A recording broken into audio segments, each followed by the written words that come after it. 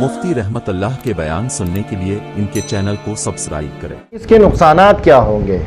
नुकसानात तो जाहिर है, जो बंदा शहवत पूरी करेगा अपने हाथ से, वो मलऊन हो गया, वो सबसे पहले जहन्नम में डाला जाएगा। इसी तरह जो बंदा शहवत अपने हाथ से पूरे करता है, अक्सर जवानी ही में वो अपनी सारी ताकत खो बैठता है, और जब शादी का वक़्त आता है तो फिर न वो बीवी का काबिल रहता है, न बीवी का सामना कर सकता है। हत्ता कि अगर वो शादी कर भी ले तो बाद लोग ऐसे भी नज़र आए हैं कि उसके फिर बच्चे पैदा नहीं होते, क्योंकि वो जो जरासीम होते हैं, जो जर्म होते हैं, वो उसके मर चुके होते हैं, क्योंकि वो इसी तरफ से हाथ से शहवत पूरी करता है कि वो जहरीली मादा बंदा के जिस्म के अंदर चला जाता है, जिसकी की वजह से सारे जो जरासीम है वो मर जाते हैं। इसी तरह बंदा की चेहरे से रौनक उठ जाती है, बंदा बेरौनक हो जाता है।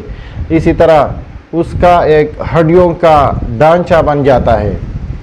तो नुकसानात अगर इसके गिने जाए तो बेहद है, बेइंतहा नुकसानात है।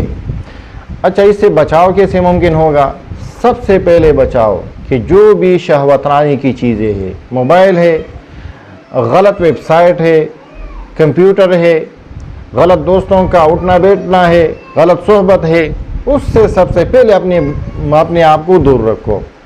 जिस तरह शिराजी साहब ने फरमाया था कि सोहबत तालिह तुरा तालिह कुनत, अगर बुरे लोगों के साथ आप बैठोगे तो आप भी बुरों में शुमार हो जाओगे, बुरा बन जाओगे।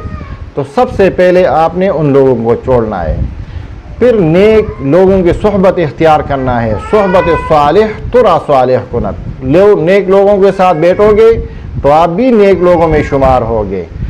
तो ये दूसरा तरीका है।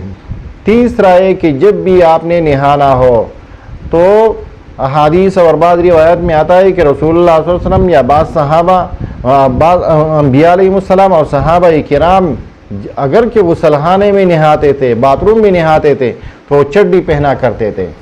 तो चड्डी पहन कर नहाना चाहिए ताकि अपनी नज़र अंदाम ख़ास पर न पड़े, वो जो प्राइवेट पार्ट्स है उस पर ना पड़े। इसी तरह गुसलखाने में जितनी जल्दी हो सके आपने नहाना है, फ़ौरन निकलना है। जहाँ आपको शहवत आने का खदशा हो वहाँ जाना भी नहीं चाहिए, वैसे उठना चाहिए। लिहाजा इसके अलावा शरई मसनून अज़कार आपको पढ़ने हैं, नमाज की पाबंदी करनी है, नेक लोगों की सोहबत इख्तियार करनी है, कुरान और हदीस के दुरूस में अपने आप को मशगूल रखना है। अगर ये तरीक़ा इख्तियार करोगे तो इंशाअल्लाह आप मुजदनी से बच भी जाओगे। जो नुकसानात हो चुके होंगे वो भी ठीक होंगे। अगर ज़्यादा नुकसानात हुए भी है तो आजकल ऐसी दवाइयाँ मिलती है जो कि पुराने सब कुछ ख़त्म कर देते हैं। तो ये तरीक़ा इख्तियार किया जाए, इंशाअल्लाह आप मुजदनी से बच जाओगे। तौबा इस्तिग़फ़ार जितना हो सके किया करो, मसनून अज़कार किया करो। तो इसी तरीके से इंशाअल्लाह आप मुजदनी शहवतरानी से बच जाओगे।